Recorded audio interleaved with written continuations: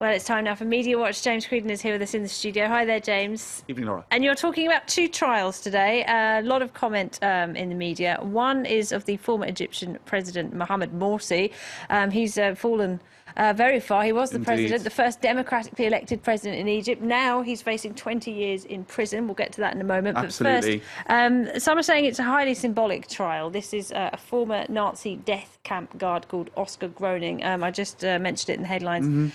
Someone who admits stealing money from victims at Auschwitz, sending the money on to Berlin and seeing some terrible things. He's facing trial now as well, at 93 years of age. That's right. Lots of comment, in particular in the German media, but of course around the world as well. And of course his admission as that trial opened, of moral guilt. So a degree of, contrition, or he's expressing a degree of contrition there as the trial opens. But interesting to look at reaction in the Süddeutsche Zeitung, a Munich-based paper. The question being asked, is it even relevant, etc.? Well, they're saying yes, it is. Even if they're very elderly, it's very important that these trials take place. But it's not just Oskar Gröning who's on trial, it's also the German justice system. Each of these well overdue trials should start with an apology from the German justice system. The fact that these sanctions are taking place, or these trials are taking place so in such a tardy fashion, means that they barely have sense anymore, and this is a disgrace. The paper recalls that for decades there were actually former Nazis sitting as judges in federal courts in Germany, and they say that really it took a very, very long time for some of these trials that should have taken place decades ago, certainly years ago, to actually come about. So that that is a disgrace. Elsewhere, just a couple of tweets picking up on those same themes. He has a dark past. It has finally caught up with him, saying one Twitter user. Some people then, Laura, pointing to interviews he gave in the past. One in particular to the BBC in this interview, or in this documentary, The Nazis and the Final Solution. Now, in that... he stands by Nazi ideology to this day. That's right. As far as I'm aware. He says he thought it was right to kill the Jews. He says it was the we were convinced by our worldview that we had been betrayed. So he's kind of saying this was the worldview, I was caught up in that, I am innocent.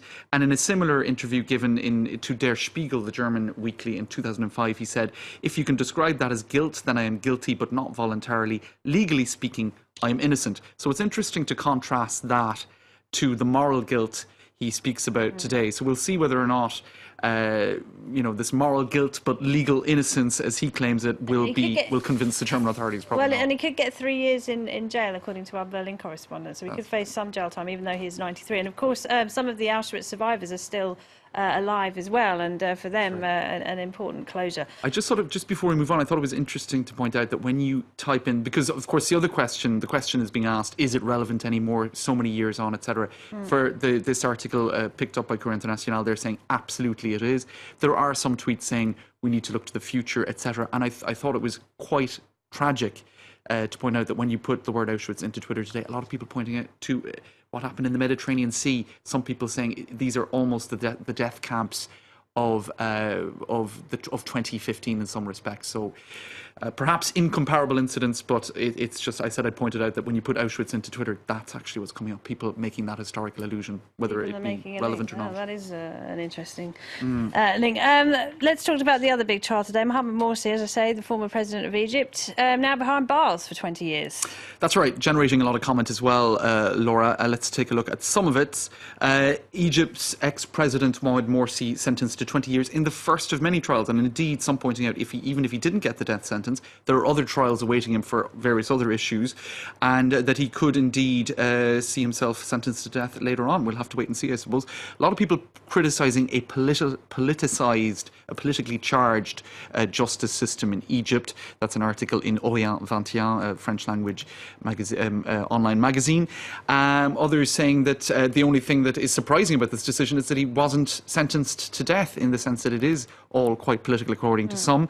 Also worth pointing out that Amnesty International released a statement saying that the verdict points to a sham trial. So a lot of people seeming to believe that this was quite a political decision, and perhaps not surprising at all that the Muslim Brotherhood themselves put out a statement saying it was a politicised show trial. They reacted on social media with a hashtag, apparently, according to this translation of a tweet into English, "President is stronger." So obviously his supporters still referring to him as president and saying that he is stronger than these decisions, although I suppose that's not going to stop him suffering bearing the consequences of them.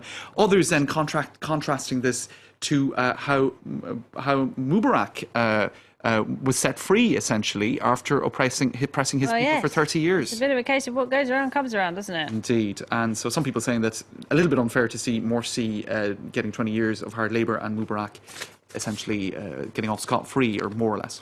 Absolutely. All right, James, a lot to talk about tonight. Thank you very much indeed. Thanks, Laura. That's it from Media Watch.